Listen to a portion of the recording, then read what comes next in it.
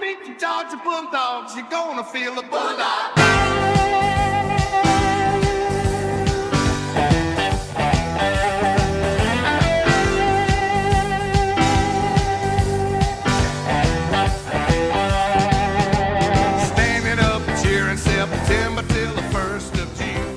Hello, everybody, and welcome to Row 60, a Georgia football podcast. My name is Clark Gaines. Joining me today, as always, Adam Thornton. Boom! Big boom! Man! Big week, Adam. It's the big one, the SEC Championship.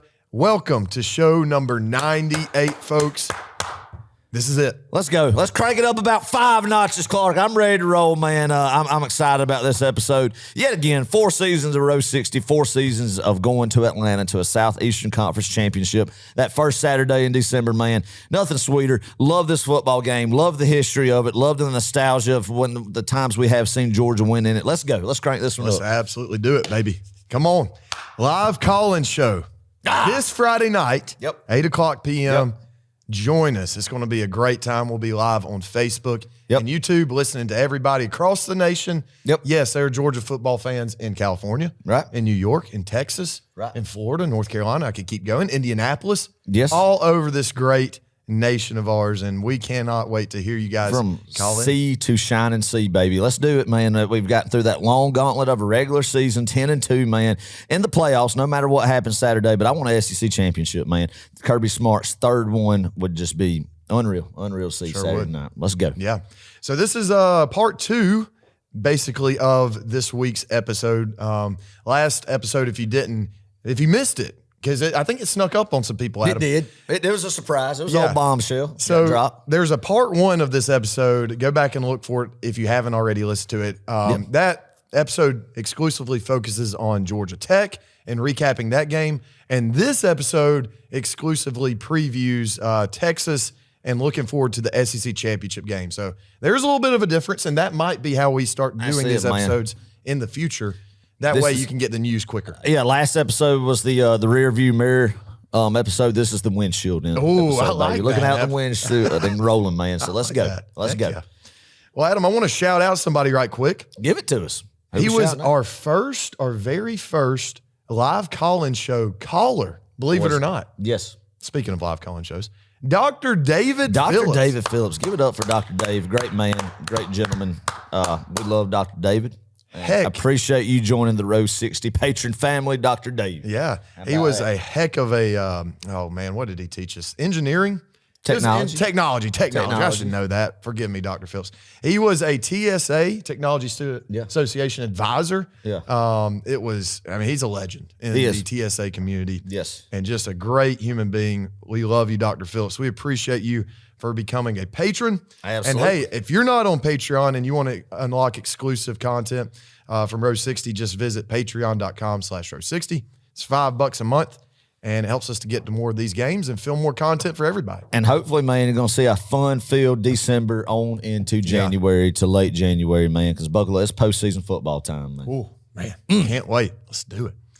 All right, we're going to roll through this one pretty quickly and then get to the meat and potatoes. Let's do it. Let's go to Clark's Fun Facts. I've got some more for us this week. And this is actually one that came from last week, but I thought I'd just carry it over into this episode because it is such a good fact. The SEC championship game has featured a rematch of a regular season game a total of 7 times. 99, 2000, 2001, 2003, 04, 10, and 17. The team who won the regular season game is 5-2 in the rematches, the exceptions being 2001 and 2017. Who was the 2001 matchup? LSU and Tennessee. Yeah, LSU, Tennessee, Saban's first SEC championship. That was, I think, 99 and 2000 both were Florida and Alabama, I think. Mm-hmm. And then 01 was LSU, Tennessee. 03 obviously was Georgia LSU. We lost to them 2 times that year. 04 was that Auburn team that went undefeated and got snubbed out of the BCS title game. But it was Auburn and Tennessee in 04. 10 was Auburn and South Carolina. Or Carolina, that's right. And then 2017 obviously was Georgia Auburn, where we were glad it is one of the exceptions. And, we revenged that regular season loss in Jordan Hare. So, yeah. Yeah. So 5-2. If you have any people this week talking about rematches, just bring that stat up. That is true. That bodes well for the Dogs. Because, I mean, a big thing talking point out there this week is it's hard to beat a good team twice, right? And it is. But, man, you look back in the history books and when there has been repeated matchups in not only the SEC but other conferences, you will see similar stats. So, Clark, that is I was thinking about that earlier. What it was since the game started in 92 when there was a rematch from the regular season. What was the overall record of that? And of course I could go from like 01 to the rest of them, but I can't remember 99 and 2000 what happened there with. I guess it was Florida and Alabama. I'm pretty sure it was. But yeah. So I mean that's wild. Yeah, I mean it's doable. I think obviously it's hard to beat a good team twice. I do believe that, but it's hard to beat a good team in general. Period. Right. That's right. You know. So we're going to get to this talk in just a minute, but I just want to throw that fact out at you guys. And once again, use it to your advantage if you're talking to, I don't know, any people that are doubting the Dogs this week. Another fun fact, UGA has trailed in 7 of 10 games versus power conference teams. Why do I bring this up? Because we're battle tested, Adam. That's right, man. We've been through the fire and the flames. We've overcome halftime deficits to beat Kentucky, Florida, and Tech. 2 times we overcame a double-digit deficit, Tennessee and then Tech as well. Almost Alabama. You could throw that one in, but we lost that game. So this is a very battle-tested team, and I don't think we're scared of Texas. Honestly, Texas isn't scared of Georgia. I don't think they are. No, they're not. They're not. To be. They're not, and Georgia's not. No need to be on either side. Yeah. So my last fun fact is, and this one comes from Jeff Sintel on Twitter, November 9th. I can't remember who we were playing then, but November 9th, Carson Beck. Ole Miss, yeah. Carson Beck had 17 touchdowns and 12 interceptions on the season. Fast forward to just 3 weeks, which is kind of now. Carson, 28 touchdowns, 12 interceptions. So the difference between those is 11 touchdowns and 0 picks in his last 3 games. Everybody, let's knock on some wood. Knock on wood. Everybody right now find the nearest lumber to you and knock on it. Yeah. But Adam, I think, and we'll get to this talking just a little bit too, Carson's starting to play a lot better. He's starting to get it going. Absolutely, man. I mean, after that game in Oxford, Mississippi, I'll be the first to admit, to eat my crow, I was upset with how he was playing. I know, obviously, the supporting cast was not doing him any favors as well, but I didn't, I wasn't just thrilled with his play, but he has completely made me eat crow ever since, and I felt like he has done a fine job leading this offense, and you can see it on the field, man, being a leader. And I feel like this offense, when the Georgia-Tennessee game it started to just pick up, and I know they had some times that we talked about last episode during Tech. They were like, what's going on? But when it mattered at the end of the game, they rallied and put together just the big clutch plays that they needed to do, man. And I thought Carson Beck, even with some of the offensive struggles Saturday night against Georgia Tech, still had a very good football game. Yeah. Adam, I got to fix this. Your hoodie string was over top the cord, and it was just kind of dangling. I can't have that. Okay. Yeah, that's not good presentation, man. Yeah. So. Well, the people listening to the podcast didn't see that. But right. People But the people YouTube, viewing it on the YouTube, man, yeah, no, we can't have that. We can't be looking like that. So. Well, Adam, speaking of looking at things, did you look at the college football playoff rankings? I did, man. I did. Intriguing. Knee-jerk reaction, what do you think? I don't understand the logic of how in the world you have you have your three-loss SEC regular season teams, South Carolina, Alabama, and Ole Miss, man. And obviously I understand that South Carolina lost to Alabama and Ole Miss, and I know Alabama and Ole Miss did not meet in the regular season. But how in the world can this committee put Alabama and like sandwich Miami in there behind Alabama like that? That kind of just I don't know, man. I think what the big thing to watch is really – obviously, there's not going to be 2 Big 12 teams in. The winner of the Big 12 championship will get the automatic bye. Both SEC teams are going in. Both Big 10 teams are going in. You're going to have your group of 5. Boise State, if they win the Mountain West Conference. If they get beat, I don't know what group of 5 team. If it'll still be Boise or no, it'll be another one because it has to be a group of 5 conference champion. But assuming Boise State beats UNLV Friday night. But I think, Clark, what's going to be interesting is going to be watching what the committee does with the ACC. And I think this is where Georgia fans are going to be in a conundrum. Do you want Clemson or Alabama to be in the the playoff. Because I think that's what you're going to have to choose from there. Because I think it's going to be that you're going to have, if Clemson beats SMU and that's their only route to getting into the 12-team playoff will be getting a conference championship berth from the ACC, automatic qualifier. They can't get an at-large bid, but having 3 losses in the ACC, man, or in the regular season, I should say, but 2 of them SEC teams that they got beat by. But, what happens, though, if Clemson beats SMU, does the committee keep SMU as an at-large bid? And that what it looks like the rankings will knock out Alabama, or do they just keep Clemson, keep Clemson and SMU in the playoff and knock out Alabama, or do they drop SMU? Automatically if SMU wins the ACC championship Saturday night, I think Alabama will be in. Mm-hmm. Yeah. Let's go. Let me read the rankings right quick, and then let's come back and talk about some of this stuff too. I'll start at the top with number 16. So 16 and 15 play each other this week. Iowa State 16. 15 is Arizona State. They'll play in the Big 12 championship. Wow, that's just weird. You never would have expected those two teams. No. I think Arizona State was actually predicted to finish dead last in Pac-12. I think. In the preseason. In the Big 12, yeah, I think so. I mean, they definitely were in the bottom half of it. I mean, Kenny Dillingham, who was Dan Lanning' first offensive coordinator there in Oregon, man, is really done a good job. You can't argue with that. So yeah. And then you got 14 South Carolina, 13 Ole Miss, 12 Miami. That was kind of weird. So they're the first team out looking in as of right now is Miami, and then you have Ole Miss, Carolina sitting behind them. And then the teams that are kind of in as of right now would be Alabama at 11. 10 is Boise State. They'll play in the Mountain West championship. I don't know who they're playing, but I'm assuming. Actually, I do know UNLV. UNLV, yes. Barry Odom, man, that'll be a fun game to watch on a Friday night. Yeah. So what if? All right, hold up just a second. What if Boise State loses to UNLV? That's what I was trying to get to, man. As I don't. Is it the highest ranked Group of 5 team, or does it have to be the highest ranked Group of 5 conference champion? Yeah. And then therefore, I don't know who's behind Boise State with that. I don't know. So that's what I'm saying. Would Boise State, if they lose to UNLV, drop below another Group of 5 team, or does it have to be a Group of 5 conference championship? That's a little bit, to me, unclear. I think UNLV is ranked like 20th 22. or something. 22. So would they jump Boise State and it would be UNLV at that point in time then? I think so, which doesn't make – that's why I hate these automatic And if that happens, bids. UNLV will go to the 12 seed, which they'll automatically jump the 12 seed, which means they will go on the road for the first round. But that would leave a conference that has to have wait a minute. No. Yeah, then that would make that the Big 12 would get – if Arizona State beat Iowa State, Arizona State would get a first round bye. Mm-hmm.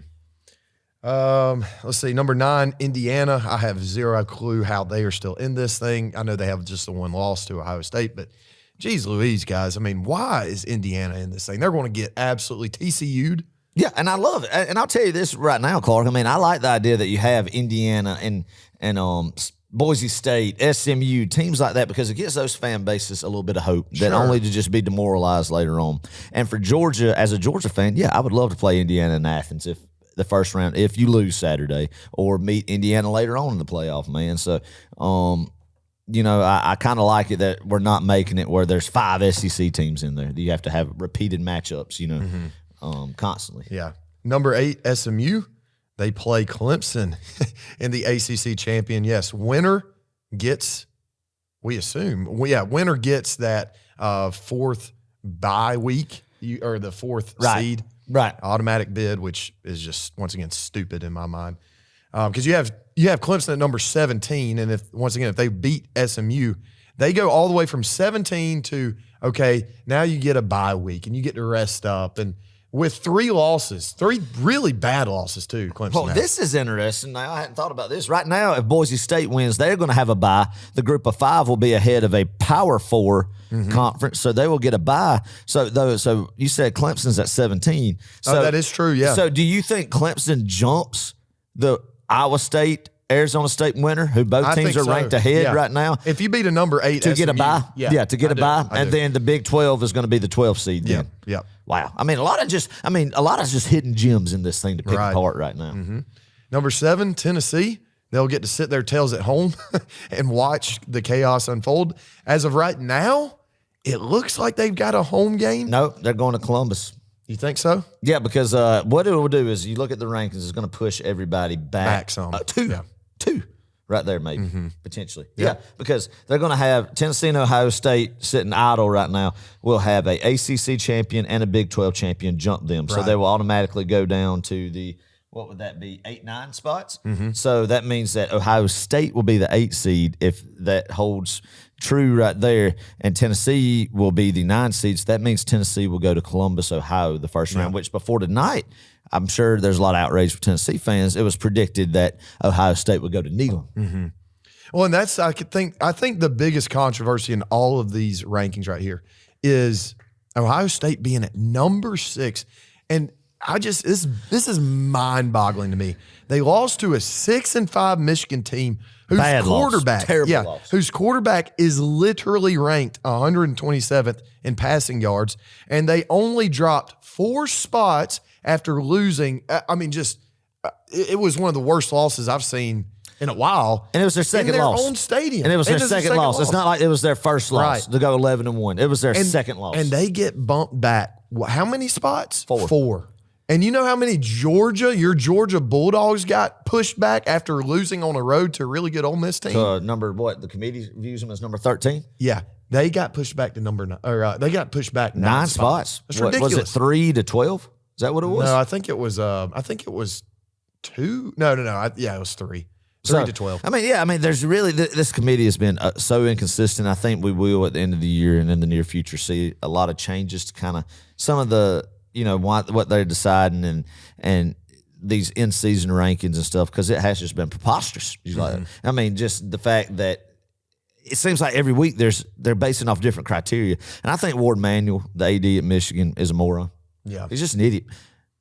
Oh, I didn't realize he was the AD. This AD at Michigan. Yeah, if you guys don't know who we're talking about, he is on the chair. He's the chair. He's the chairman. The spokesman. The spokesman. Yes, sir. Oh, okay. Yeah, he's the spokesman of the CFP committee, and he said this tonight. He said teams currently in the field will not move out after championship Saturday. So what that means is if that holds true, if Clemson does end up beating number 8 SMU's not totally out, or they shouldn't be, according to what he's saying. Yeah, that was stupid. That was the dumbest thing to ever be said on national television. Really? Maybe not. Maybe not. Because obviously, teams that are sitting idle are going to go one way or the other. No, I think he's saying out of the top 12. Now, he's not saying they won't move around. He's saying the rankings. They won't move out of the rankings. So that tells me then, yeah. So like SMU sitting in the top 12 at number 8. SMU's in either way. Right. According to what he's saying, if Clemson beats SMU, yeah, they're both in. SMU's dropped back, but they're not dropped out.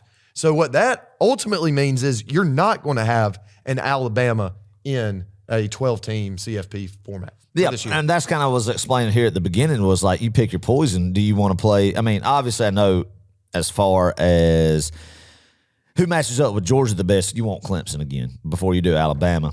But for those of us who hate Clemson here in Northeast Georgia and older Georgia fans, I don't want to see Clemson in the playoff. But I don't want to see Alabama in it either. But it seems like we're going to have to – it's going to be one way or the other. Yeah. We can't have our cake and eat it too and both of them be out. It doesn't look like. Okay, the last thing I want to say about this, and then we'll move on. I think Georgia, worst-case scenario, ends up at number 8 or number 7 realistically. Because you'll have two if we lose, right? If we lose Saturday to Texas, we're just playing some hypotheticals here. I still think we will host because they're not going to drop Georgia behind a team that they've already beaten in Tennessee, and they're not going to drop them, I don't think, behind Ohio State either, who is not playing in a conference championship this week. So that's just my theory. I think we'll still host even if we lose. Let's just go ahead and win the dang thing. Yeah, let's just win it and get a bye, man. I really don't want to lose and have to play the conference championship weekend and have to play in the first round. Yeah. So you get really a week or so, I don't know, 10 days or so that you didn't get off like the rest of the teams really in the field did. You know, a majority of them, a vast majority of them did. And a team that we have that really could use them, man. I really think when Georgia is able to get like 3 weeks off or how many ever it is, if I do my math right, from December, 7th or whatever it is to January 1st, that would be huge. That'd be like what we're used to as far as the old playoff, 4-team playoff format, man. And I think it'd be big for this football team. For sure. We need to rest up. We need to get healthy. That's why this matters so much. You're playing Saturday. for the Sugar Bowl. Yeah, playing for the Sugar Bowl and playing it next year. Yeah, technically. Yeah, January 1st. It'll be New Year's Day night. And, yeah, I mean, a lot of talk and chatter out there. If Georgia wins the SEC championship, can we choose to go back to Atlanta and play the Peach Bowl for our first round quarterfinal game? Or rather, if you win the SEC championship. No, the SEC traditional New Year's Six Bowl locks is going to be where the winner of the Big Ten is going to go to the Rose Bowl. So Oregon, you would think, or Penn State. But then you got Georgia is going to go to the Sugar because that's a historic SEC affiliation, that bowl. So, no, Georgia will not be playing in the Peach Bowl as an SEC champion. Right. Now, I think there is a scenario maybe in a bracket that you could play in Athens or on the road at another college campus, then go to the Peach Bowl if you win the first round matchup in the quarterfinal. But you cannot go to the Peach Bowl and win the SEC. So if you win the SEC, go ahead and book it. New Orleans Sugar Bowl, New Year's night. That would be fun. I don't know if I'll be there because my son might be Clark, getting birthed that night. Oh my gosh, I'm going to be in a conundrum. I don't know what I'm going to do. Don't even think if about the it. Dogs Right are playing in the playoff. It'll be great. My son It'll be great. It'll be great. It'll be a great Oh, live my story. gosh. Great story to tell him later, man. But I'll hold it down in New Orleans for you. Who's not to say I'm going with you? All right, I'm just kidding. No, I'm just kidding. Let's I'm going not to be put there. the old cart before the horse on this one, and we'll cross that bridge when we get there. Clark. Okay, sounds good. All right, let's talk about Georgia versus Texas. All right, man, here we go. The rematch, folks. Woo, man. And here's the crazy thing. We may get what I'm coining. I don't know if this term is already out there, but I'm going to trademark it if it's not. I'm going to say a three-match. The trifecta, baby. We can get a three-match later. I like the trifecta. The trifecta, yeah. I like that. That sounds more like a basketball thing. Trifecta, baby. Yeah. Georgia, Texas. Georgia, Texas, yeah. The trilogy. The trilogy. There we go. Ooh. Yeah. Like it's a movie production. Yeah. Or something. Yeah. I mean, it kind of is. I mean, football is the equivalent of just storytelling and cinema. Yeah.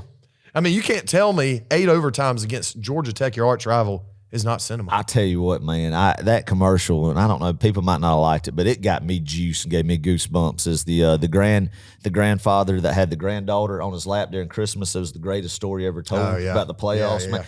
Oh, and it was. And then it showed the highlights of Georgia being in it. But that gave me goosebumps. Was that 2 years ago that thing came out? I think so. Or Yeah. but yeah, it was really good. Really good. So yeah, just piggybacking off that, Clark. So yeah, I mean the brackets that I've seen projection wise, they're saying that Georgia would be on a collision course with Texas and then Alabama after that. So I can't make it up, man. Let's go. Jeez Louise. And this would be the very first time, I think, ever in college football history that 3 teams met in 3 separate occasions in the same team. That two teams. Two teams, yes, met up 3 times. Oh in the yeah, same it season. have to be. So obviously, yeah. I mean, Interesting. But, I mean, this is a super important matchup. Obviously, we're playing in the SEC championship game. Adam, tell me, just if you could narrow it down just to one moment in the SEC championship game, history, what's one of your favorite moments? I'm going to cheat and do 2. 2017, DeAndre Swift rounded that edge, man, to make it 28-7. Okay. And the feeling like none other, Clark, I've known that Georgia, you were going to get to see Georgia in the playoffs. Right. I mean, that's before we ever made it, but Kirby was beginning his tenure of just dominance there. And Lord knows, at that point in time when DeAndre Swift made that run, we had no idea what was coming the next several years in Athens, man. But that kind of started. That was a blessing. I'll never forget that feeling. But then I want to go back when I was 12 years old, man, or about 3. Sean Bailey, the first 2 passes DJ Shockley threw to make it 14-0. And when Georgia was ranked 13, LSU was number 3, even though Georgia had no chance to go to a national championship after winning that SEC championship. But the feeling of dominating LSU, Tim Jennings' pick 6 was just glorious. The first one against Arkansas, man, when DeCorey Bryant blocked that punt was just an unreal thing right there, beating them 30-3 to go to a Sugar Bowl, which meant the world to everybody to go back to New Orleans for the first time in 20 years. So this is special. That's why I've said it and keep saying it, man. Do not degrade this football game, Clark. Don't say it doesn't matter. Don't say, I mean, I get why we wouldn't want to play in it and rest and what the playoffs is now, but just appreciate and respect the history and the nostalgia of what happens in Atlanta and the old Georgia Dome and Mercedes-Benz stadiums here and what it means that what you saw your favorite team go through the regular season to earn the chance at a title, man. And especially this year, it's Georgia versus the new kids on the block. We said that last episode. So, yeah, I mean, that's it for me. It's special, man. I'm going to enjoy every moment. I enjoy every moment.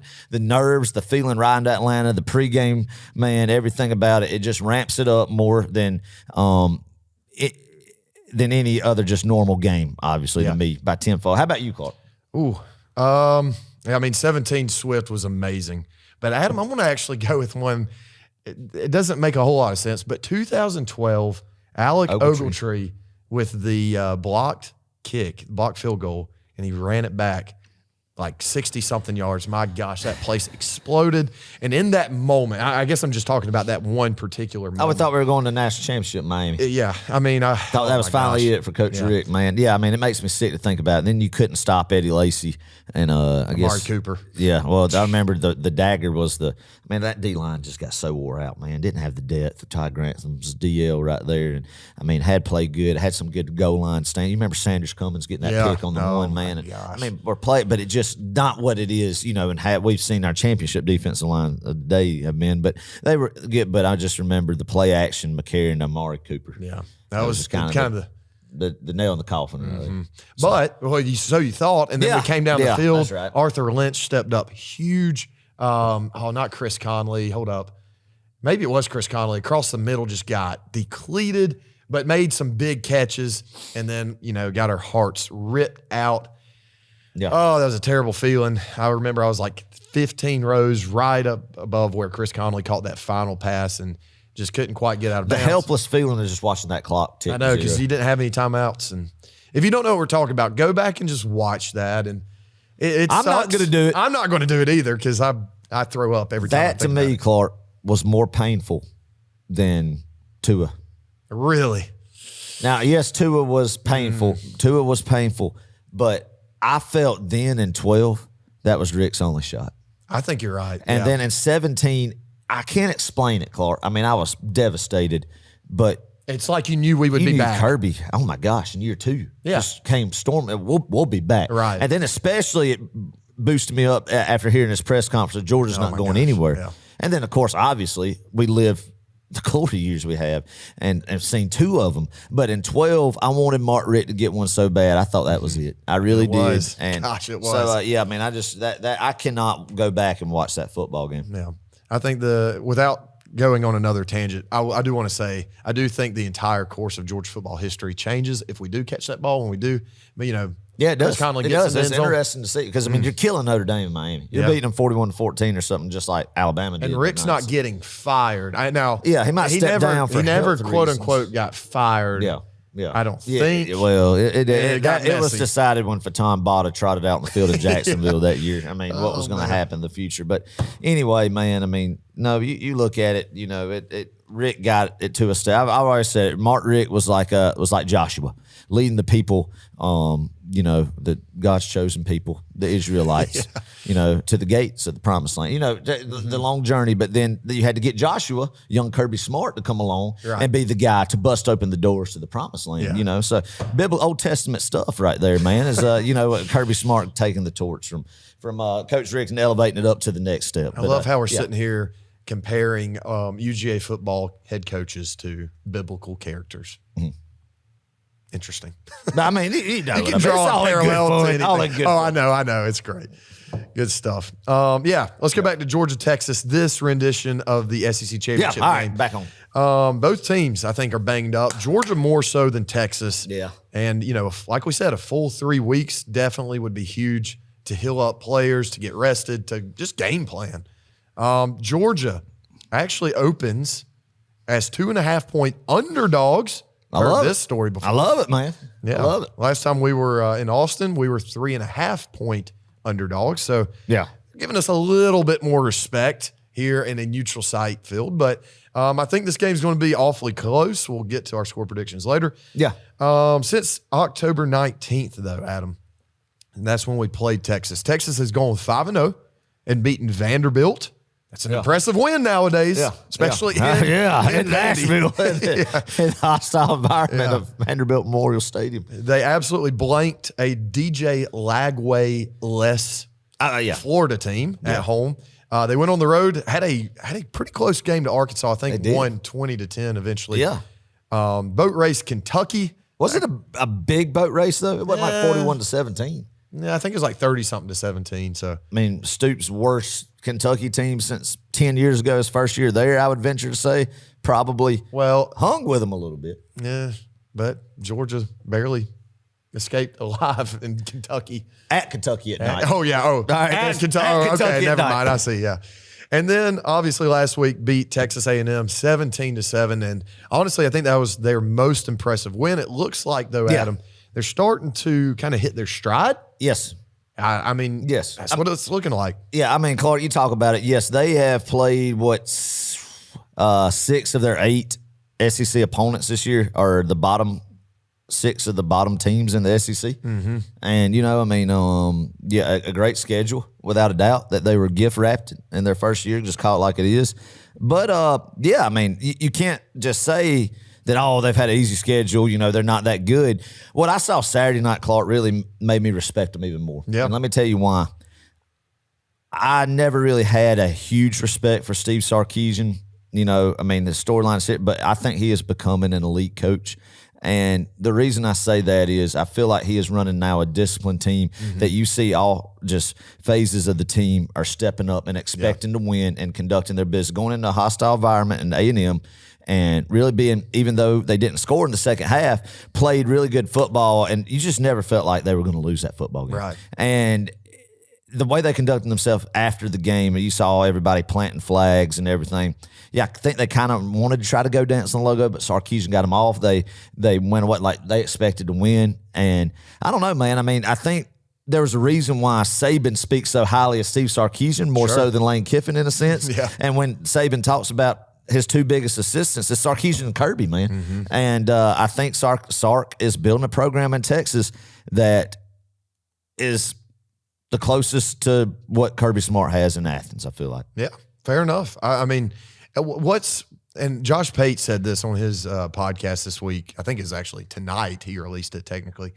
But I was listening to it, and he said, after that Georgia game, Steve Sarkisian really had to challenge his guys and kind of look and say, hey, like, what do we have to do to beat this Georgia team if we were to face them again? And I think the one thing they kind of came up with is we got to run the football a lot better. Yeah. And you start to see these past few games especially, I mean, God, they ran all over Kentucky, and they had a field day on A&M's defense, which is pretty stout. They're not pushover, right? Like they bought a lot of really talented guys on their front seven A&M has. So what Texas showed me is, dang, they can run the football, and that's something that they did not do against Georgia in round 1. Right. I'm going to talk about that in just a second. I've got another point about that. But going back to the first game, this game, the SEC championship, will look much different than the first game. 100%. I think we need to practice that. I mean, they've done a good job reacting to what happened to them in Austin, Texas, getting beat by 15 to Georgia. And I mean, they lost their 2 starting running backs preseason. Mm-hmm. So this kid, the Wisner kid, ain't that how you pronounce his name? That played Saturday night, tough runner. He wasn't a 5-star prima donna guy, Clark. He's a guy that's just had a great work ethic, man, and bought into it. And that's another key that you see that programs like Georgia and Alabama of old, it's just random guys that really have no business stepping up and like being an integral part of the team's success, steps up and is an integral part of the team's success. And he's not just a 5-star, even though the roster like Georgia's is littered with 5 stars, man. So, I mean, that kid was impressive, man. And, I mean, I couldn't believe it. I never really had heard or paid much attention to him. Do not remember him in the first matchup, even though he did get some totes, man. And but he looked good. He looked good. Bounced off a lot of tackles, man, and ran hard Saturday night in College Station. Let's talk about the running game here. Texas is 11-1 on the season so far, right? Yeah. This is another Clark's fun fact here late in the show. In all 11 wins, there's one common denominator. What's that? Texas ran for 100 yards in every single win. Yeah. Let's go back to the one loss, which was obviously Georgia. They had less than 100 yards by a lot. 29 rushing yards against Georgia. So, if you're Texas, I think it's pretty clear how you win this game. You got to run the ball effectively. And if you're Georgia, you got to understand, hey, we just got to stop the run. It seems pretty simple, but it's going to be a tall task for the Dawgs. So, I think the one really good thing though is matching up with Texas as opposed to Texas A&M, or let's take a team like Alabama or Georgia Tech or even UMass or Mississippi State. When you can take the quarterback run out of the equation, like a true quarterback run. I'm not saying Quinn Ewers can't run it. I'm not saying Arch can't. I think Arch can more so than Quinn. Oh, absolutely. But when you can take those guys, a true dual threat guy out of the equation, I think it's a little bit easier for us to scheme around and, to stop the run. And that's going to be important in this game. Without a doubt, man. Ewers is somebody like Carson Beck in the sense that if it's there and it's just the defense leaves it wide open, either a blown assignment or just he breaks contain and it's just wide open real estate, scamper for about 12 yards and get a first down. Ewers could do that. You saw that Saturday night.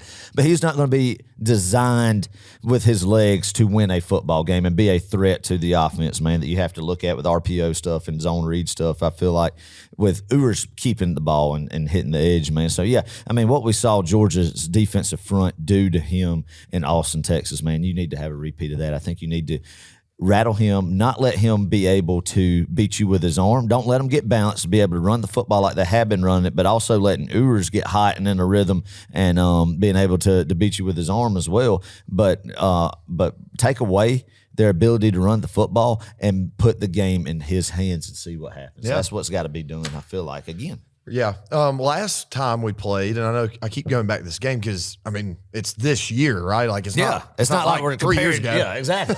It's the same people. Yeah, I mean, I think what really killed Texas was a couple things. First of all, they had 4 turnovers. They had 3 fumbles and then 1 interception. I think 2 of those fumbles came on a true just strip sack. Yeah. The bad pick or whatever. But another thing was field position. And there was a Texas fan in front of me. He said, dude, look, if we had better field position, we'd be winning this game. I'm like, well, field position is just part of the game, right? Like, it's not something that, we could have done this. Yeah, no. I mean, obviously. That's part of getting your tail handed to you. Exactly. And that's, that's not going to be the case this year, though. I think, once again, going back to Josh Pate, he was saying something like, we scored our scoring drives, Georgia scoring drives that Texas game, round 1.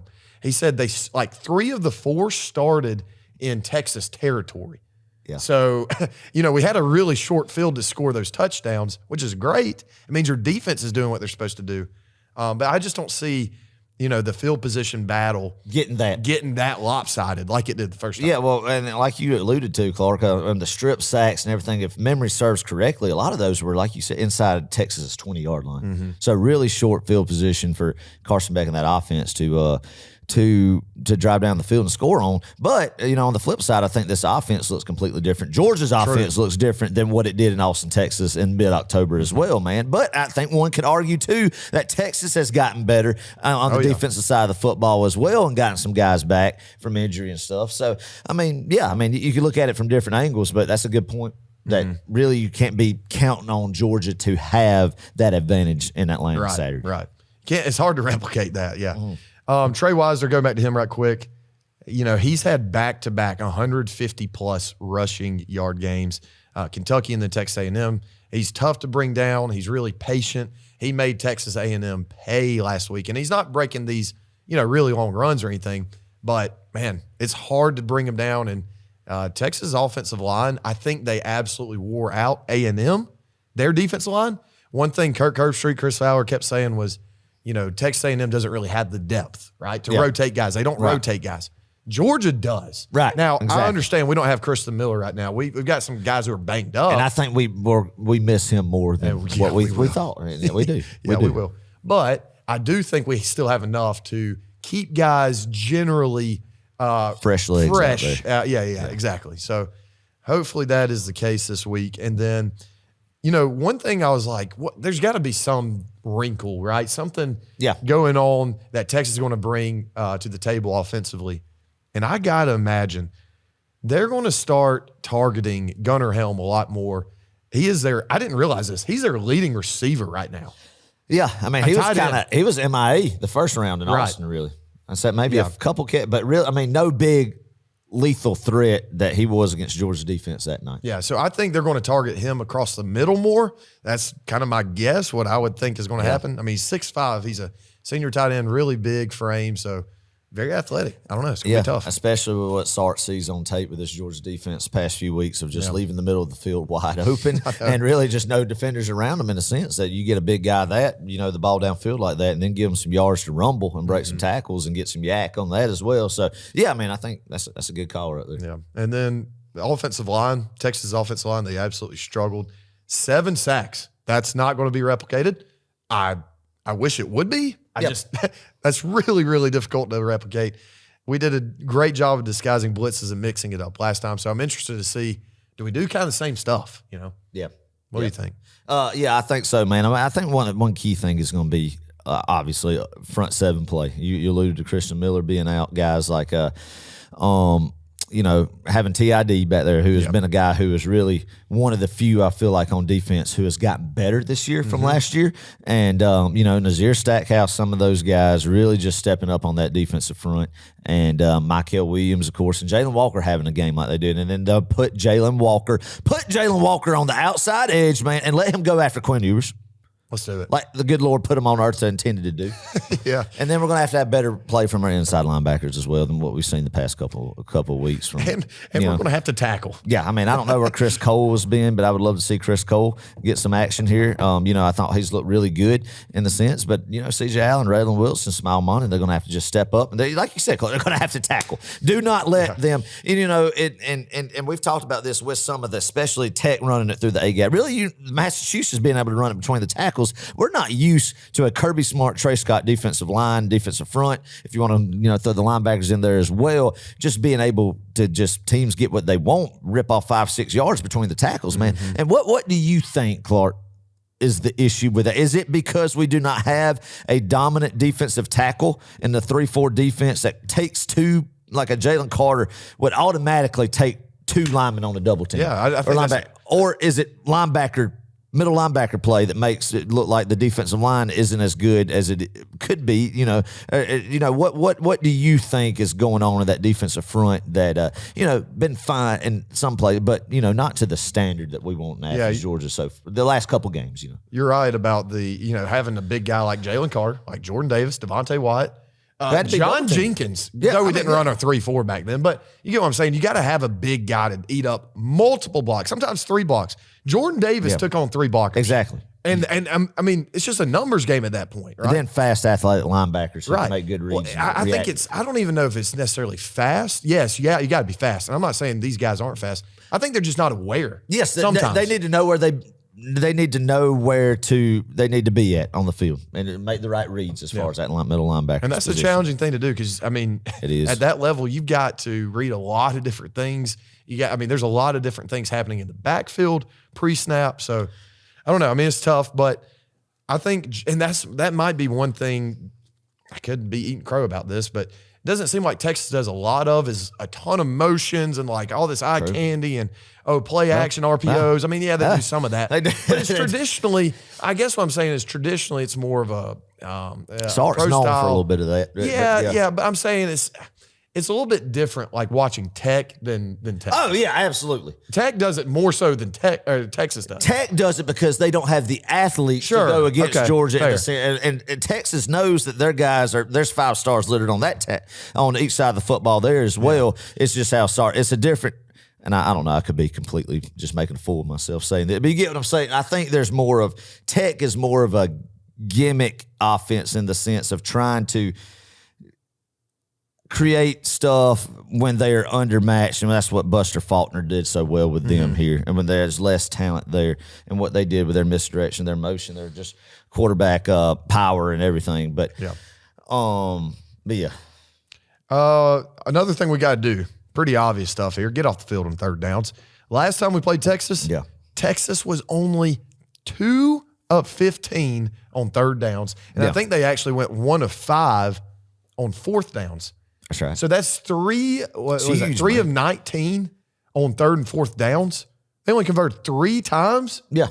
That's amazing. Yeah. So if you're Georgia, find a way to replicate it. I don't know. Right. Get off the field and, I don't know, give the ball back to your offense. And the key on that, it starts on 1st and 2nd down. I'm not letting them rip off 4 yards of carry on 1st down, get to 2nd and 6, and then be able to pick up another 3 or 4, making it 3rd and 2, 3rd and 3, and then getting them in third and long passing situations, and then when you know they're going to have to throw the football in third and long situations, then that's when you can eat on Quinn Ewers, man, and get off the field, like you said. I mean, that's a great point, and that's something that the defense has struggled here to do. Last thing here about Texas offense, if I'm them, I am game planning some different things for Arch. I'm getting him some snaps, some design quarterback runs. Oh, absolutely. Why wouldn't you? You know, why wouldn't you? Especially in the red zone. If you just watched Georgia Tech and Haynes King do it, no disrespect to Haynes King, but I think Arch is a little bit more talented than Haynes King is.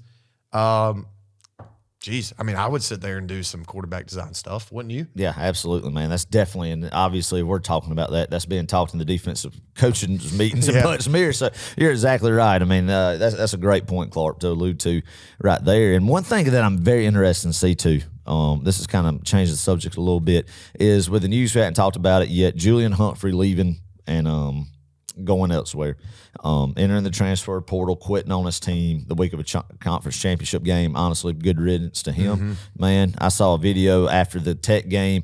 He looked like he's been checked out for a long time, of how he just walked, didn't celebrate with the team, always threatened to be in the portal. Last year did the same thing. I think it's one of those addition by subtraction moves for the roster here.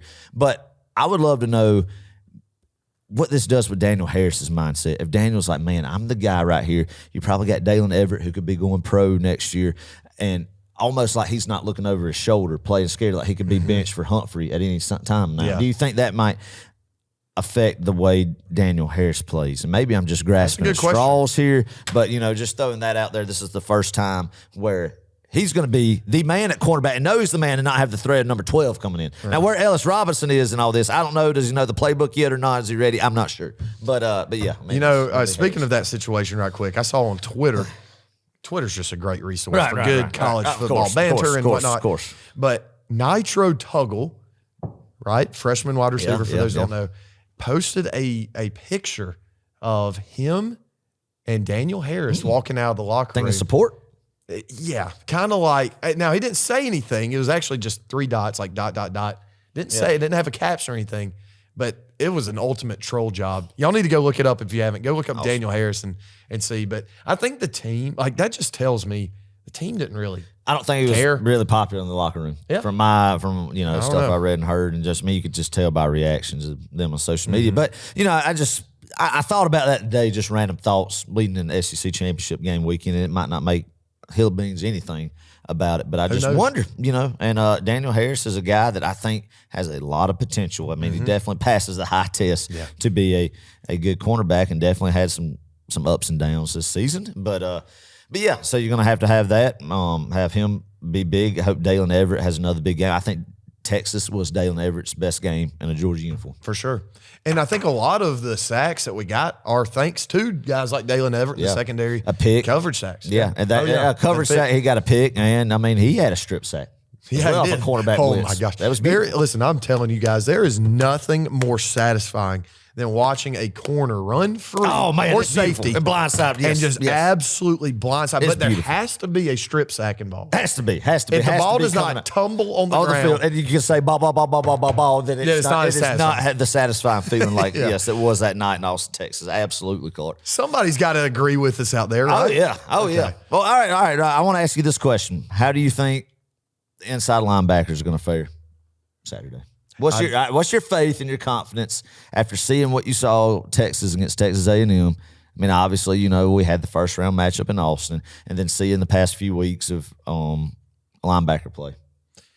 I'm a little doubtful. We're going to need some. It all goes back to the line of scrimmage, though, right? If you can do what you got to do up front and eat up blocks, we need guys like Warren Brinson and those kind of guys to step up. But I mean, I think if it's done there, I think our linebackers will play fine. Yeah. I don't know. We'll see. Yeah. I just want to see Jalen Walker on the edge, man, this week. Me too. I mean, how good he. I mean, just don't shift him inside. I know. Glenn. Just don't do it, man. I mean, I know I don't know anything about defense compared to somebody like Glenn Schumann, like a grain of sand, compared to the knowledge he has on the whole.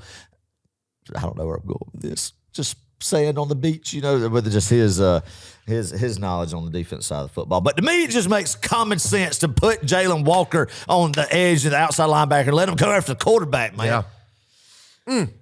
We'll see. Oh, God, this matchup, thinking about Texas offense and our defense, it scares me. Man, it makes me nervous. I know, and it makes no reason if you think about what happened in Austin in October, man. But right now, it's like, can we replicate that again? Yeah, we can. But we'll see. I don't know, man. But I don't know. All right, Texas's defense. I'm juiced. Georgia's offense. Adam is worried about this matchup.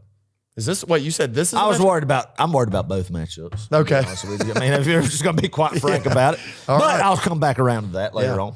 Texas is ranked first in the nation in passing yards allowed. They do not give up explosive plays, and really, to be honest, I don't really know if they gave up many explosive plays against us. I know we got a couple of big time, 20+ yard plays, but it's just not in their DNA. They do a great job. They kind of keep everything in front of them. I don't know how necessarily aggressive they get when it comes to blitzing. I don't know if I've watched them enough. When I'm trying to think back to the game we played against them, I think they may have sacked us once. They brought some pressure at times. They didn't really get home that much. I hope that's not the case this week. Yeah. But our offensive line, man, I think this is an important game for them. We've been injured, banged up in that room the entire year. Can we please just get one complete game from them? And I think this is the game to do it. Yeah, man, I hope, last week, all 5 of them have injuries, man, lingering injuries, and I just hope they could, get a little bit of rest this week after that 8 overtime game and kind of heal a little bit. But I love the line of having Monroe Freeland at left tackle, man. Me too. And then you have Tate and then Jarrett Wilson, of course, and with having him Fairchild back now, and then Fairchild at the other guard. And Xavier Truss, right tackle. I think that's the best lineup, and I'm glad it seems like we've stuck at that since the Tennessee game. Yeah. And they've looked much improved, man. So if they could play if the offense can play like they did in Sanford Stadium against Tennessee, man. Oh, we'll beat this team. We have just I don't even think you have to have the amazing effort by the defense in Austin to compliment it. Just to even be plus of that effort, and you will easily win this football game. 100%. Yeah, I mean, it's not too crazy to say that either. I think this game honestly hinges on one guy. Who's that? Carson Beck. Yeah. I'm serious. Yeah, that's fair. Because if you play a clean game, and really, I say it hinges on one guy. I mean, I think he's kind of the impact player of all the impact players. Yeah, it's quarterback position. That's why you get paid $1 million+ in NIL when you're a quarterback. And drive a Lambo. Yeah, exactly. With suicide You're doors, the quarterback. Man. You're the quarterback. Yeah. But I think if he plays a clean game, clean game, I think we'll be just fine. I really do offensively. And, some of that has to do with our receivers catching the football. Yeah. Arian Smith. Yeah. I love Arian Smith. I really do. But, man, we got to have him. Hey, he does pretty well in the dome. He does do well in the dome, man. And he does well against Texas for big third down catches. He does, yeah. I know that kid gets a lot of hate. And, I'm sure he's aware of the fact that he's not great at catching some of the passes he's throwing to him. I know it, man, and it gets you so frustrated. But then you just sit there and you think, man, Arian Smith is a guy who has done it the right way. He has. You don't hear anything about him having a poor attitude. He's been in the program since 2020. Easily could have transferred time and time again, but he stuck it out. And I know and I understand the drop passes, and it's not just been from this year, but years past as well. But, man, I can't help but love the kid because of, in this day and age of everybody getting Julian Humphreys of the world out there, Arian Smith is a guy who's, 20, 21, 22, 23, 24. His 5th year in the program and stayed around. Well, he probably had a reason to transfer more than anybody. And he is capable of making big-time catches, as you just said. Like, that's the thing about it. Dylan Bell missed, I think, 2 big catches in the Texas game earlier in the year. Yeah, I know he missed early like in the the game. first play. Yeah. So, a post across the middle, wasn't it? just a little dig route. Yeah. If you just clean this stuff up, man, it's the little things. Football comes down to doing the little things. Yeah. Tackling, blocking, catching the football. That's right. Not turning the ball over. That's right. Protecting the football. It's simple, but it's not an easy thing to do necessarily. But let's see. They've got really good depth up front, a lot like we do. They're going to rotate a bunch of guys.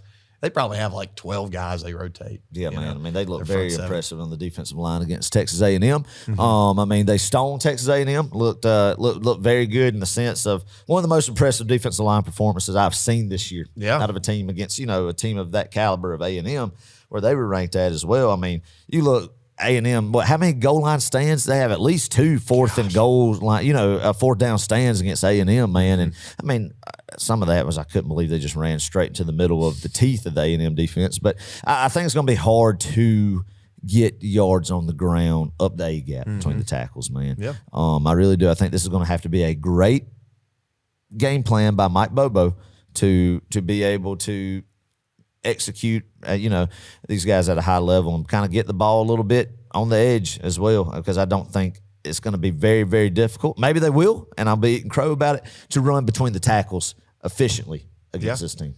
It's going to be tough, but it has to be done. You have to establish a run. And it doesn't have to be 20 yards a carry. It just needs to be a solid 3 to 4. And you got to wear them out. You can't go 3 and out constantly. Yeah. You have got to be able to sustain drives, not let your defense stay on the field and just get winded and gassed. And one thing you can't do against this Texas team is get down 17-0. No. You can't do You're that. not coming out so alive. you have to, the offense, I think, is going to be important for confidence, momentum, man, to strike fast early in the game and get 7 on the board early, and really kind of build some confidence, get some confidence under the 15. And, like you said, Clark, be able to run the football and then be able to balance and, mix in the passing game as well and see what happens. One thing, too, I want to compliment, Texas kind of has their own version of Dan Jackson. They do. Yeah. Really? Michael, the Taft, the safety. Oh, yeah. Number 16. Yeah.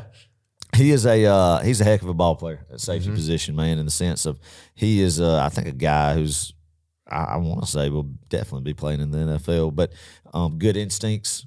A lot of guys have complimented him, like one of the highest football IQs there is out there. He's a guy that I think you got to look out for in that Texas back end as well. So I think they're going to have some defensive guys that we didn't see in the first round matchup. I believe I'm right on this, that will be in Atlanta Saturday. Yeah.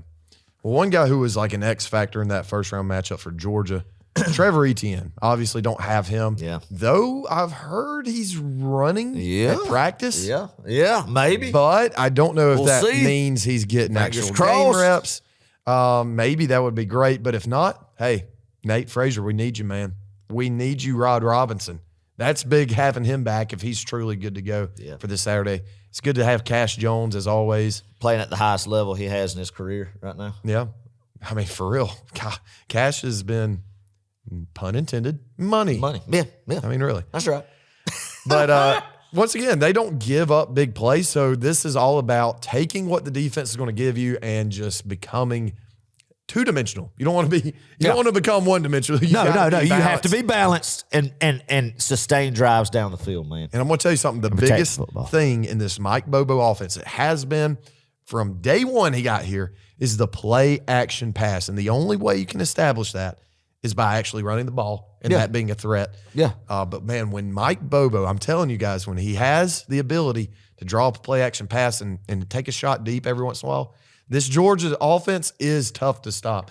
Mike Bobo had a great game plan the last time we played Texas. Yeah. I mean, and in order to do, Clark, what you said, to stay balanced and be able to consistently move the football, it all hinges. You said, of course, on Carson Beck. I'm going to go with all 5 on the offensive line, man. There you go. I mean, that's going to be what we've seen. I think what clicked was that rotation that we had with Monroe Freeland at left tackle starting in the Tennessee game. And I like where we're at with that. Hopefully they're a little bit healthier than what we've heard that they have been. I know they won't be completely healthy until we get a few weeks of some rest, man. But if they just reach down in the tank just one more time, Clark, for just a little bit of juice to get it done on Saturday in Atlanta, man. But I know Texas is banged up too, so you can't make that just a primary excuse for it. But Stacey Sherrill's guys are going to have to be ready to go. You're going to have an elite performance and a high performance by this offensive line Saturday in order to accomplish what we want to. For sure. This game, 10 out of 10 times, won in the trenches, 100%. Yep.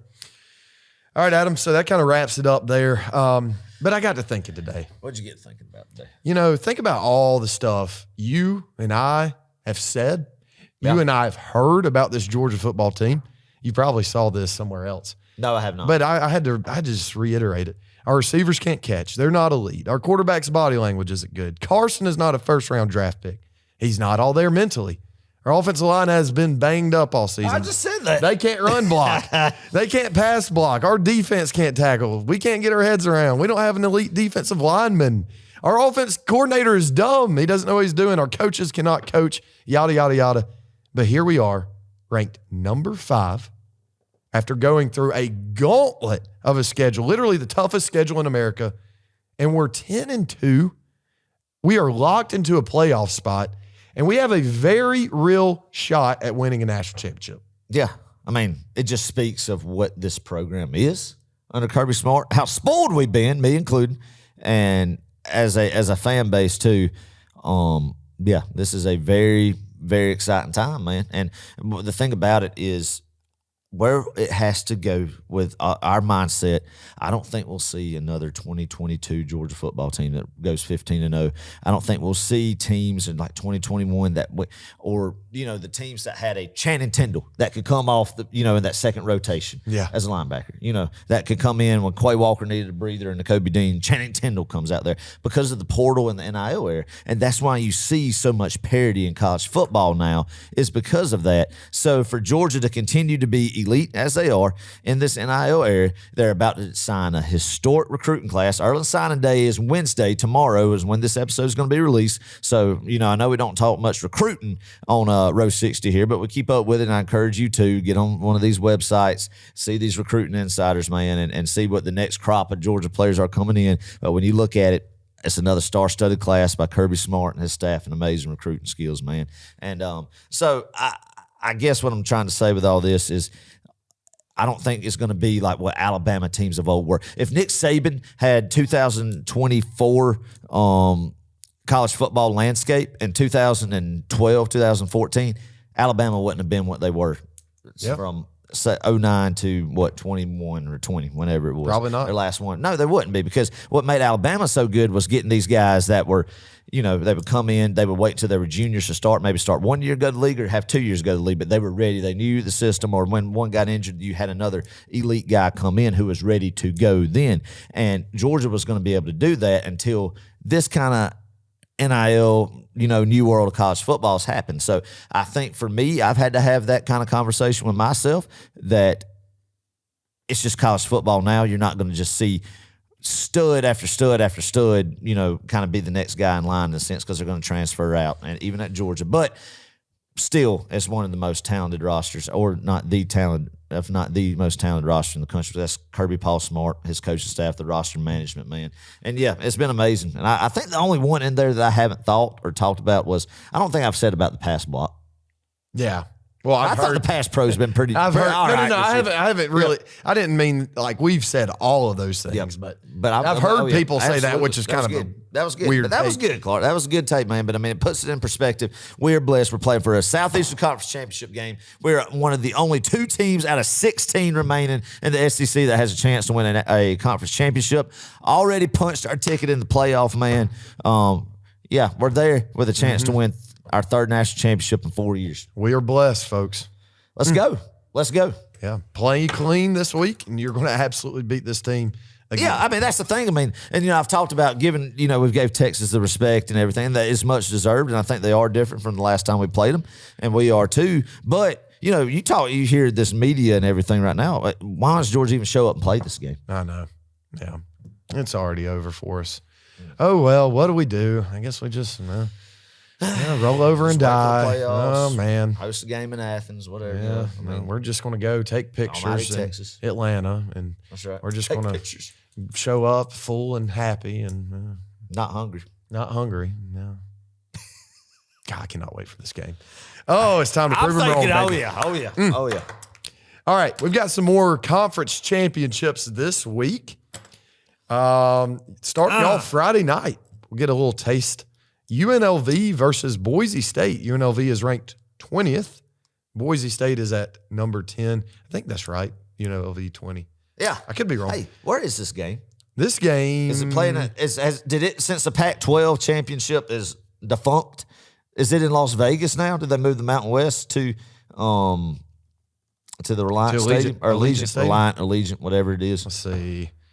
Or Hold is up it just a second. on campus? I'm Is it on the finding blue out field? right now. Yeah, see where we're at. Oh, wait. They've already played this year. Interesting. Have they played this year? Yeah, that's it. Oh, right there. shoot. Yeah, they have. All right, hold up just a second. Location of Mountain West Championship is what we need to put on the Here Google we go. search engine. Mountain West Championship. Oh, wow. It's in Boise. It's at the Blue so Turf. they still do a home and home like the Sun Belt. Most of the group of Right. 5 teams do that. Yeah, Okay. in the MAC. So that does Okay. make a difference. Yeah, yeah. Boise State right now is favored by 4 in this game, 8 o'clock, Fox. Adam, I've not watched a snap of either of these teams this year, unfortunately. I have seen Genty highlights, Yeah. but that's about it. So Kid's a player. he's a player. He's not going to be stopped this week, especially with, it being in Idaho. Yeah. 38-degree weather. On the Smurf field. The On Blue the Turf, man. Smurf field, yeah.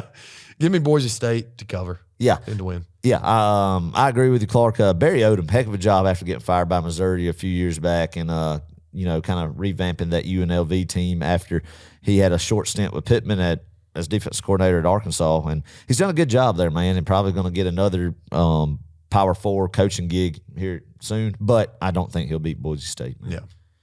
So, All right. Next day, Boise State Saturday. punched their ticket. Yeah. Saturday, number 16, Iowa State versus number 15, Arizona State. Man. Arizona State is favored by 2. This game kicks off at 12 o'clock, playing in Jerry World. Yes. I love this game, Clark. Yeah. I love this this is game. the Big 12. Got to clarify. Yep, Big 12 championship. Big 12 championship. Man, Arizona's first year in conference. They're here. When's the last time there's been a Big 12 championship without Oklahoma or Texas in it? It's been a minute. Or Oklahoma State. It's been a long Yeah, time. or Oklahoma State. Jeez. I don't know. Once again, neither of these two teams were expected to be here, which is just great. I mean, the Big 12 really is America's conference. It is. Oh, well, I said that. That was stupid. It was 2 years ago, TCU and Kansas State. Oh, yeah, that is right. But anyway, yeah. I mean, it's been a fun conference to watch. I've enjoyed it, man, because you've gotten non-traditional matchups like with daggone BYU going to Arizona State or something Yeah. like that. Utah going to Stillwater, Oklahoma to play Oklahoma State. But in this matchup, man, Arizona State's kind of gotten hot. Like I alluded to Dillingham earlier, great offensive mind, man. They're clicking. But I'm going to go with Matt Campbell. A guy who used to be on the hot board of every coach's search in America a few years back, man. Who had Brock Purdy and Breece Hall and those guys has played in a Big 12 championship. I think he beat Oklahoma in a Big 12 championship one year, didn't he? I don't know. Maybe they get beat that year. I can't remember. God, I can't remember. But yeah, give me Iowa State and Matt Campbell with the upset. I got to say, Punch their Adam, ticket. one of my favorite uniforms in college football is Ohio State's all black. Iowa State's all black? Iowa State's all black. They Oh, are you said Ohio beautiful. State. They said No, Iowa State. Okay. Iowa. Yes. Definitely not Iowa State. OHIO. Okay, State. all right, Iowa State. Yeah, but I love their uniforms. Yeah. I like Arizona State, though. They're kind of I don't know, it's a team you often forget about here in the Southeast. But they, Yeah. I don't know. I kind of like them. We went out there. We did. 2008. That was a We fun did. game. Yeah. Good experience for the most part. Adam, the reason I'm picking the team I'm about to pick is because of the running back's name. I love the name of Arizona State's running back, Cam Scattaboo. A real scat back, ain't he? Yeah. Oh, I see what you did there. Yeah.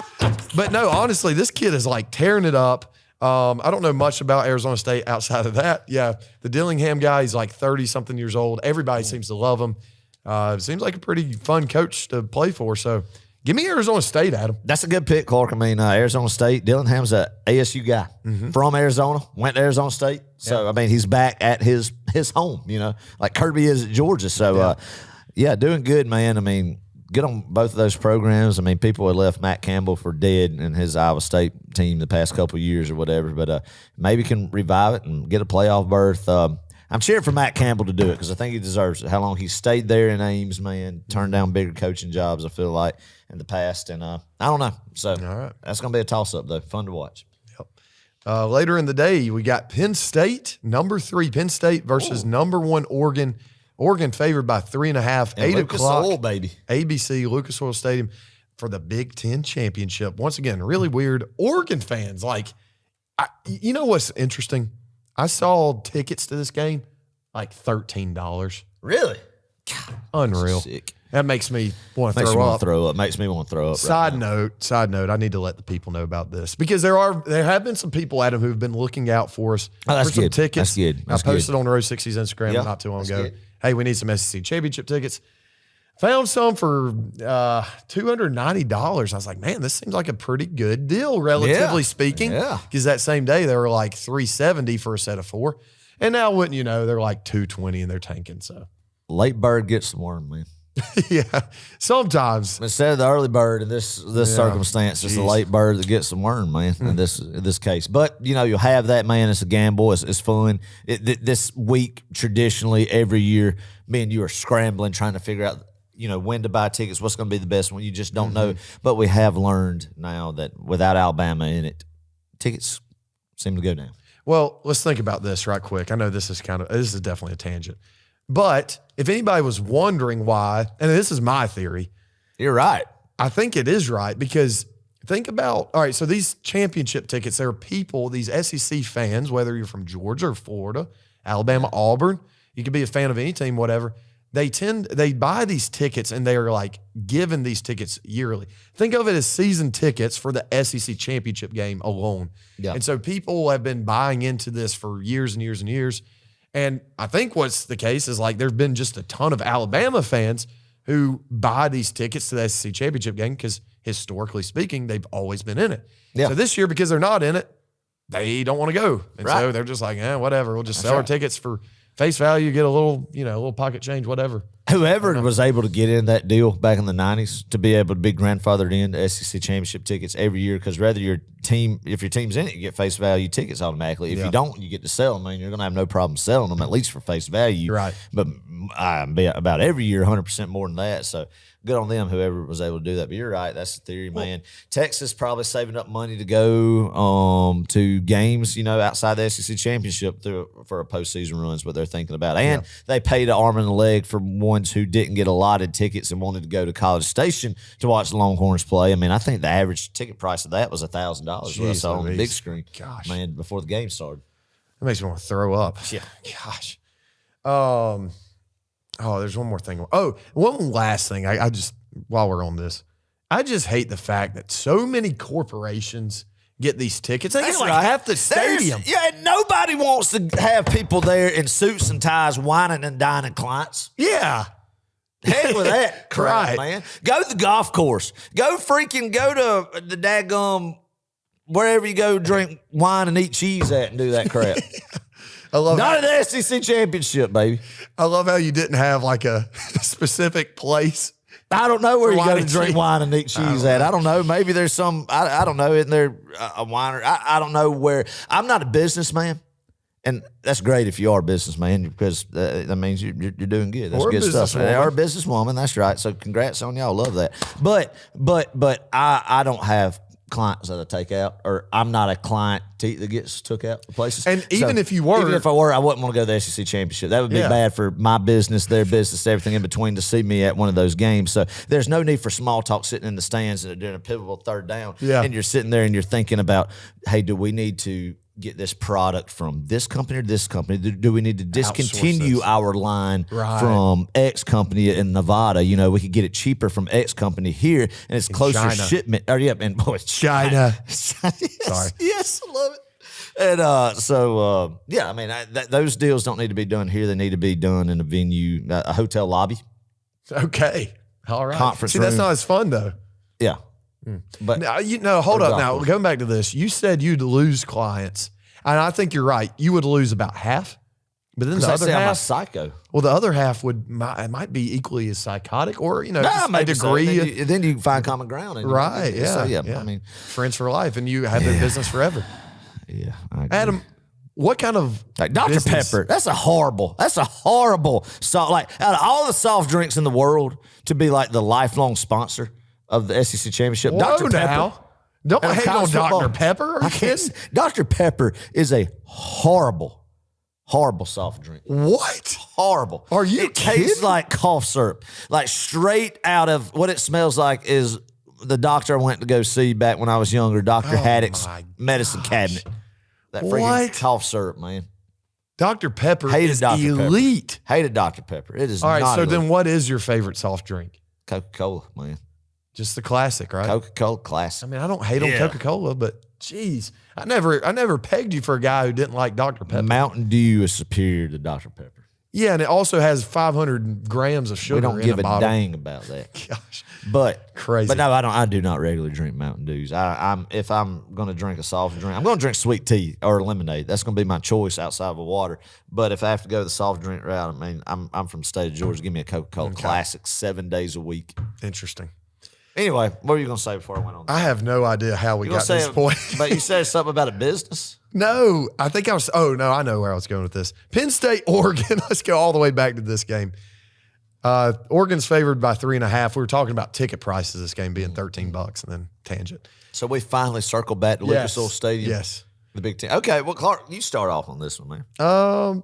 Adam, Penn State. I think James Franklin is like, I don't know. He has a terrible track record against top 5 opponents. AP rank. He does. And Does I he just break down the wall then, Clark? no, he doesn't. Dan Lanning has got his team juiced. I think they are prepped for this. They played in the Pac-12 championship last year. They're ready for a big environment. They've already played in a big environment this year. Give me Oregon by, I was about to say 7. Then I thought, what if I said 17? I'm going to say by 10 points. Oregon by 10. All right, man.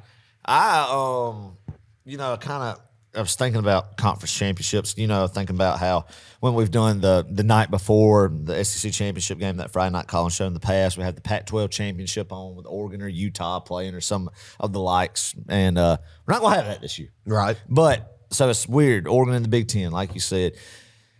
I think that Oregon will win this football game. I think you're about dead on by about 10. 10 points? I think it'll be closer than what people think. Oh, okay. Well, I mean, the spread What's is the only spread? 3.5. Oregon. Believe that or not. Adam, are you about to do it? Are you thinking James Franklin is going to pull the Actually upset of do lifetime? it? Nah, I don't. I think it'll be a 4-quarter ball game. Though. Okay, I don't think fair Oregon enough. blows them out. Yeah, fair enough. Did you see Dan Lanning, Yes. the video Yes, with of the him baseball bat? Yeah, Yeah. smashing in a Washington helmet last week during halftime. This wasn't a pregame thing. It wasn't a postgame thing. Halftime. Yeah. What a way to send a message. Little Muschamp coming out in Oh, man, I miss Dan Lanning. We love Miss you, Will Dan. Muschamp. I miss Will Muschamp, too. But yeah, we miss Dan Lanning too. Yeah. Man, all of them guys cut from a different cloth, man. For sure. All right, and the ACC Championship. Wow, big stuff here. Number 17, Clemson with 3 losses and a shot to get a first round bye rather, versus number 8 SMU. Recently just joined the conference too. Amazing. They're located in Texas, yet they're in the Atlantic Coastal Conference. Yes. Makes no sense.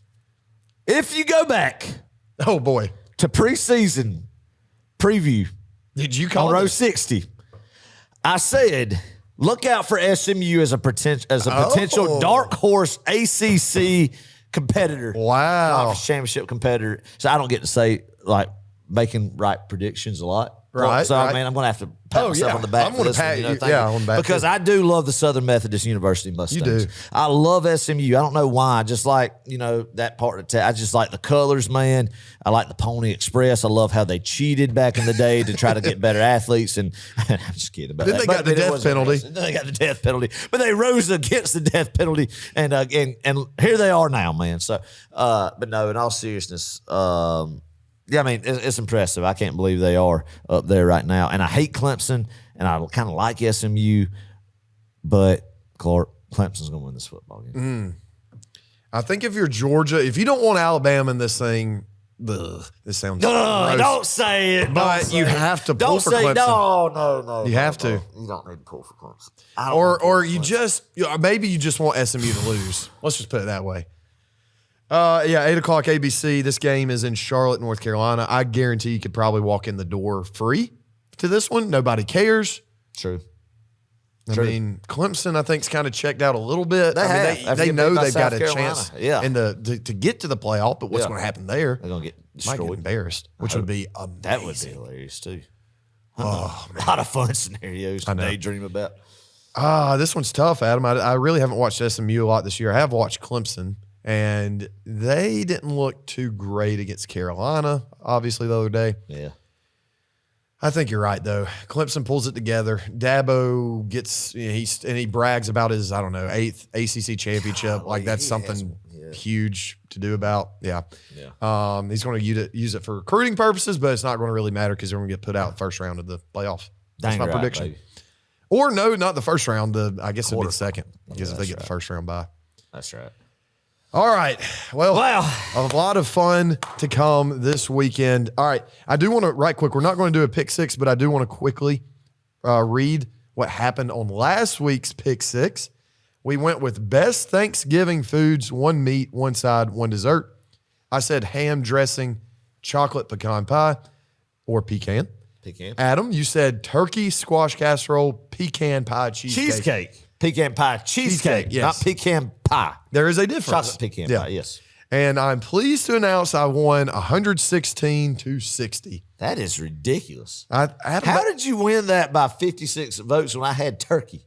Yeah, well, I got messages from multiple people out there Not who turkey listen. fans? More of No. They love the turkey. Adam, I think what lost this for you was the squash casserole. Look, if you've had my wife's squash casserole, then people would understand. I will say that is her signature cooking, her food. That she But I have been at some restaurants, some buffet-style country cooking restaurants here around the community, and had some squash casserole that was questionable, to say the least. Okay. And I can understand probably that squash casserole is one of those things that's either elite or not. To people, yeah. Like bad, yeah. Right, so I mean, that was probably short-sighted and a very homer pick in my eyes. Yeah, I can see how that cost me. I like the pick, though. I like the being bold, Adam. I'm going to learn and, use this as a learning opportunity. Yeah, to get better. Get better, yeah. My selection.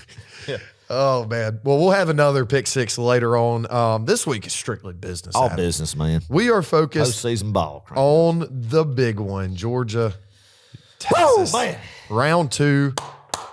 And I'm going to give you a score prediction, Adam. Give it to me, baby. And you've got to give me yours at 12:26 a.m. Wednesday morning. And I'm going to turn this bad boy around for the Rose 60 people.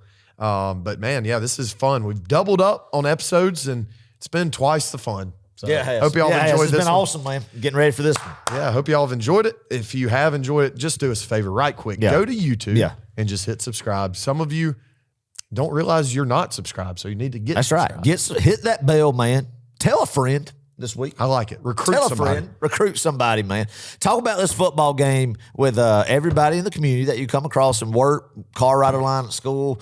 If you're at school, tell them, hey, let's get fired up for some Georgia football. Listen to Row 60. They'll get you juice this week. Let's go. We don't have a lot of games left, but we're at the most important games left. Of the reason why you love Georgia football so much is to ultimately get to competing for championships. The first championship we get to compete for is the Southeastern Conference Championship, the toughest championship in the land, conference championship in the land. On Saturday, man, you only get this opportunity one time a year, and let's go. That's right. I want to shout out 2 people right quick. Talking about recruiting people. Yeah. McKay Smith's parents. They have done a great job of talking about the podcast. They've actually just started listening a few weeks ago, and I want to shout out McKay too, my boy. Yeah. We love McKay. We'll be sitting with him this Saturday in the SEC championship game. Going to be a lot of fun. Also, Justin Cochran, man, what a patron, man. He is. He said that. He met somebody in Thomaston, Georgia. He reps his Row 60 hat who listens to the show at a Zaxby's down there. That, from Thomaston, just randomly said that, he was at a Zaxby's down there and said that it was a lady said her husband keeps it on all the time. That is crazy. So I didn't catch the name, but Justin does a great job of, promoting the program, and a big Row 60 advocate as well, man. Yep. So shout out to him. We appreciate it. Hey, if y'all have any stories like that, like seriously, that makes our day to hear that kind of stuff. Warms the heart. It does, man, because our goal here is to create a community of Georgia football fans, and we don't care where you're from. The goal, Clark, yes, exactly, is for weeks like this week, is when you're at work with earpods in doing earpods, right? AirPods in, doing work, but kind of halfway thinking about the game as well. Is to give you another listening option to get fired up about Georgia football, get your juices just pumping and getting excited and living in the moment of how great of an era this is of Georgia football, watching your favorite football team play, man. That's right. And if we could add just a little bit of momentum and excitement for your work week to get to Saturday at 4:00 p.m., man, brother, sister, it makes my day. Yep. Amen. All right, Adam, here we go. All right, baby. Score prediction. Whoa, man. I've got a good one. I think I'm dead on with this. Of course, I've said this a lot, and I haven't been.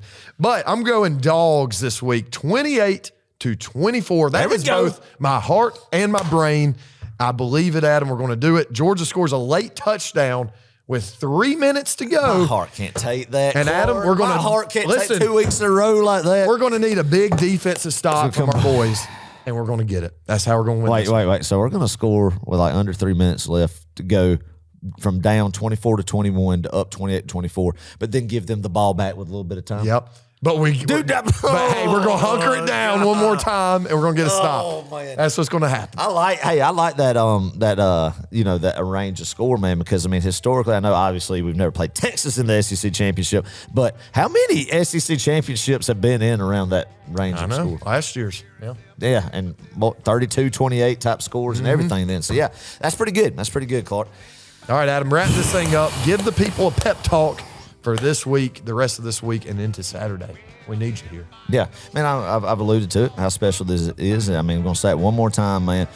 But I challenge everybody to this weekend, when you get up on Saturday morning, get up, splash water in your face and get juice, scream as loud as you can in the house, wake up everybody in it, wake up your children, wake up your spouse, wake up your parents, whoever, and get them fired up about this game. Go outside in the cold and just let out a scream and just get juiced about it and savor the moment, man, because it is a privilege to play in this football game, Clark. Sir. It is a privilege to be able to watch Georgia in postseason contention. And remember this, man, when you watch ESPN, when you watch college football live, when you listen to your podcasts out there of your talking heads, man, and they say about this Texas team that we said, and yes, they're good, and yes, they should be respected, and that you look at your ESPN tickers that say that Georgia has a 30% chance to win this ball game. Really, I've never understood them, Clark. Let me just go on a tangent on that, because you have a 50% chance to win it or lose it. True. You're either going to win it or lose it. It's 50% chance, 50-50 either way. So these analytics or percentages don't make sense. But yeah, I mean, in October, it was the same thing. Texas had like a 70% chance to win that football game. We saw what happened.